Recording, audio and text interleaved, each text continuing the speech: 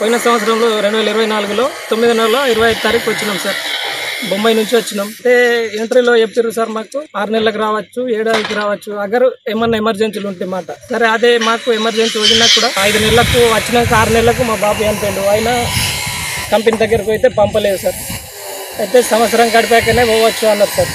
అందువల్ల సంవత్సరం గడిపాం. సంవత్సరం గడిపాక పోతామని 2 నెలల ముందు చెప్పమన్నారు సార్. 2 నెలల ముందు సంది కూడా డ్యూటీ పోకుండా వచ్చి కంపెనీకి ఆఫీస్కి చెప్పినాం. చెప్తే ఎవరు కూడా కేర్ చేయలేదు. సరే మేము పంపిస్తాం, మెయిల్ చేస్తాం, అది ఇది అన్నారు సార్.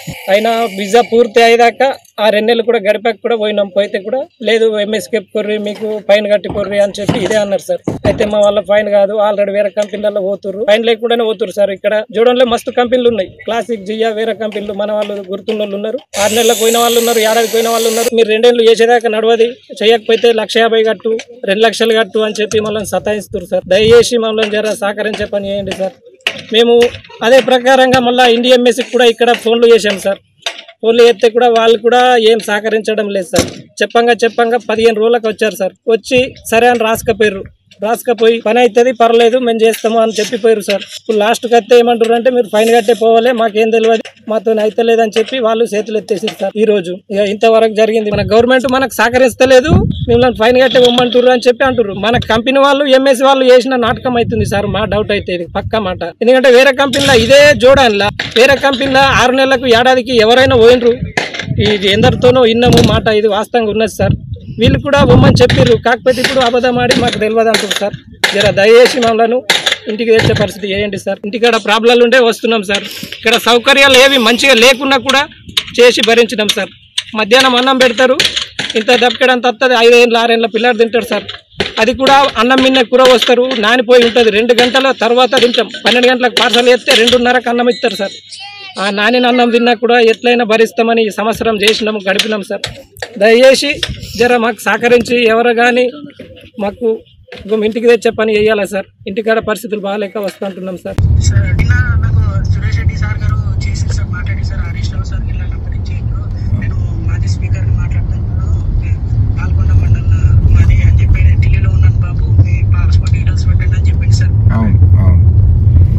సురేష్ రెడ్డి సారే ఇప్పుడు ఢిల్లీలో ఉన్నాడు, మన ఇండియన్ ఎంబాసీకి మాట్లాడుతున్నాడు, ఎక్స్టర్నల్ అఫైర్స్ మాట్లాడుతున్నాడు. నేనే చెప్పిన ఎట్లన్నా మన పిల్లల్ని తీసుకొచ్చుకుందామన్నా కొద్దిగా సీరియస్ తీసుకోండి అంటే పాపం సురేష్ రెడ్డి గారు వారు ఇప్పుడు ఎంపీ, మన బీఆర్ఎస్ పార్టీ రాజ్యసభ ఎంపీ, వారే సీరియస్ తీసుకొని ప్రయత్నం చేస్తున్నారు.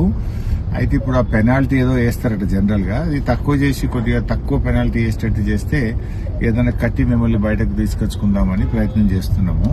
ఎక్కువ నేను పర్సూ చేస్తాను, ఆ ప్రదీప్ అగర్వాల్ నంబర్ తీసుకొని కూడా మాట్లాడతాను. మీరు సురేష్ రెడ్డి గారితో ఫోన్లో టచ్లో ఉండండి, మెసేజ్ కానీ ఫోన్ కానీ. నేను కూడా టచ్లో ఉంటాను. వీలైనంత తొందరగా దానికి ఒక పరిష్కారం తీసుకుంటాం.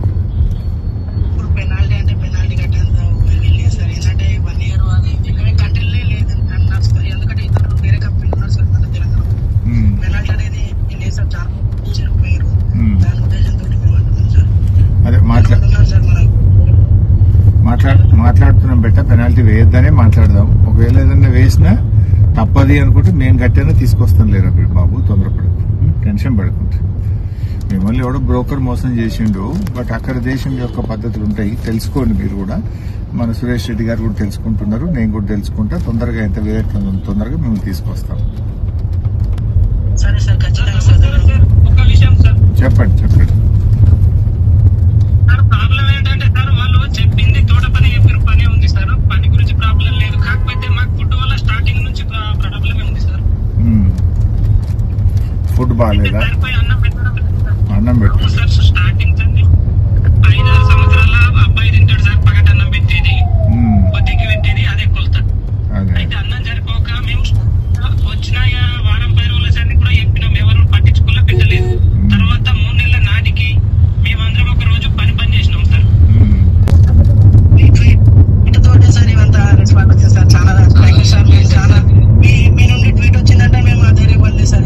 నేను వాళ్ళకు కూడా చెప్పినట్టు అన్న, వాళ్ళ బీజేపీ కేంద్ర మంత్రులు కిషన్ రెడ్డి, సంజయ్ కూడా ట్వీట్ ట్యాగ్ చేసిన, ఎక్స్టర్నల్ అఫైర్స్ కు ట్యాగ్ చేసిన, మన స్టేట్ గవర్నమెంట్ కు ట్యాగ్ చేసిన, ప్రయత్నం చేస్తున్నా, అన్ని రకాలుగా ప్రయత్నం చేస్తున్నా బాబు.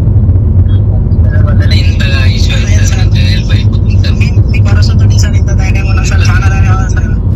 తప్పకుండా కాపాడుకుంటాం బెట, తొందరగా మిమ్మల్ని తీసుకొస్తాం. Thank you.